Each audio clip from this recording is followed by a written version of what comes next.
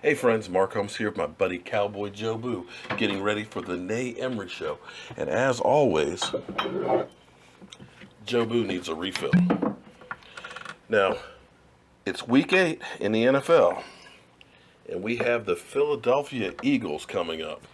And of course, that's always a challenge playing in the division.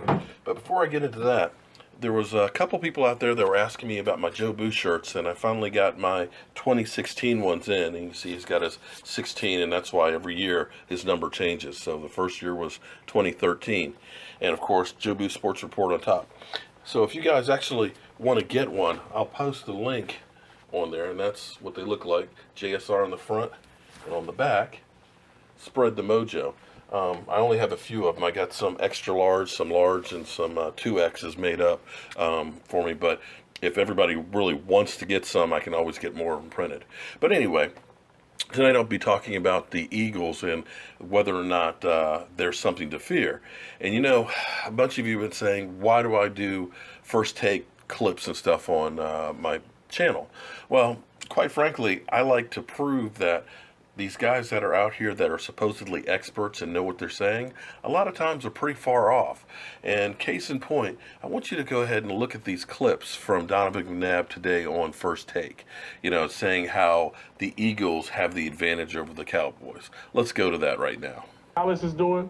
Dallas hasn't played anybody worth talking about, to be honest with you. Going into Green Bay, before the mystique of Green Bay hasn't been the same in the last year and a half. I agree. They're somewhat overrated in my eyes because I think it may be sputtering at this time. When you have a coach that's been there for over a decade, then it becomes stagnant, and that's what they're doing. Then they just barely beat the San Francisco 49ers in San Francisco. So I look at it in a sense for this particular team. Remember what happened when last year when the Philadelphia Eagles went to Dallas and won in overtime? I think that can happen again because of their defense, and I think they also can make big plays with the tight end. Look at the quarterback. Schwartz over Rob Marinelli. And I don't say that because I like blitzing. If you're going to apply pressure to a quarterback, force him to get the ball out of his hands, because we know the security blanket is Cole Beasley and also, you know, with Jason Witten. If you can force him to get the ball out quicker than usual, it works in your favor. And then that's why I lean more to the Philadelphia Here's the Eagles.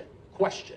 Can you force Dallas to do that if their running game is potent? If you put 7-8 in the box, now you force them to pass the ball. They're not going to run versus 8 in the box with a safety with Malcolm Jenkins sitting up in that A gap or ready to follow Ezekiel Elliott, so it works in your favor. And then the turnovers start to happen. Okay, so let me see if I got this straight. You have reinvented the wheel, and you figure that if the Eagles put 7 or 8 men in the box, that they can stop the Dallas Cowboys running game. I guess nobody else has decided to try and do that. You know, it's funny because every week it seems like they are looking for the Dallas Cowboys to fail. So after we ended up beating the 49ers and the Redskins and those guys, of course, they said they were crappy teams. And so when we were going to play Cincinnati, it was like, oh, the Cincinnati Bengals, they've got a ferocious defense. They're going to shut that offense down, and they're going to force Dak Prescott into passing and turn him into a rookie. All of a sudden, we beat them, and of course, it was like, oh, well, you know, they're just a bad team. Then we go up to Green Bay, and of course, we kept hearing all week long that they have the #1 run-stopping defense in the NFL, and that the Dallas Cowboys won't be able to run on them. And of course, Dak Prescott will have to be forced to throw, and they'll make a rookie and have him turn the ball over. Funny. That's not what happened. We ran roughshod through the Green Bay Packers, broke those guys up, and sent them to the hospital, and ended up beating them. So now, you have Donovan McNabb saying that their defense is so great. Well, here's what's interesting. I always say statistics can be deceiving because you can't say because somebody is ranked #1 doesn't necessarily mean that they are really the best team in football. It may be that they've played a lot of crappy teams. There may be a team that's like ranked 15th or 10th, but they played all of the top teams in offense, so those numbers are going to be skewed.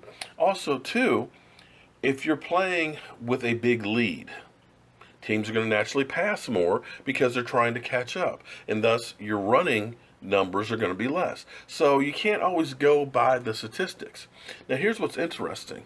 When we talk about the Philadelphia Eagles' great defense, the teams that they played, They played the Cleveland Browns, and they won 29-10, and their offense is ranked 16th. Middle of the road. I'm surprised the Browns are actually ranked that high because, to be honest, they stink. And they're on, what, their fourth quarterback now?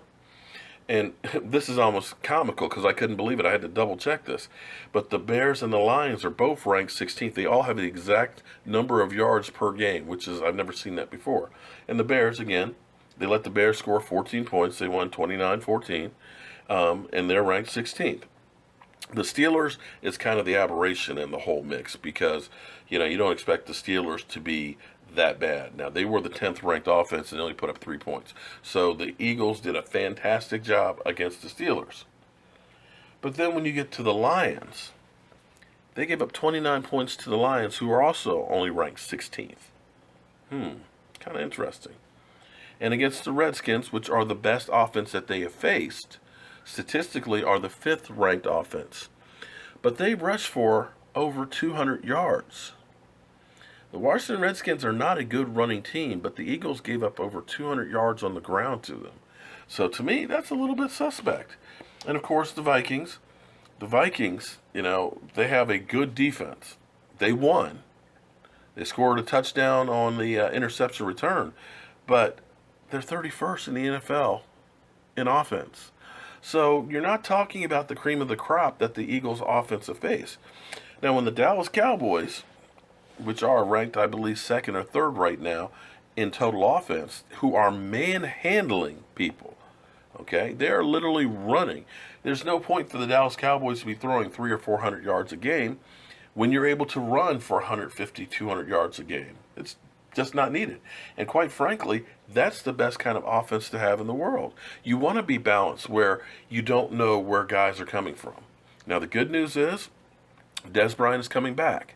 And what I'm hoping for with Dez Bryant is he realized it's more about the team than Dez Bryant. What has happened with Dez in the past, Dez is, man, get me the ball, and, he has a fit when he doesn't get the ball.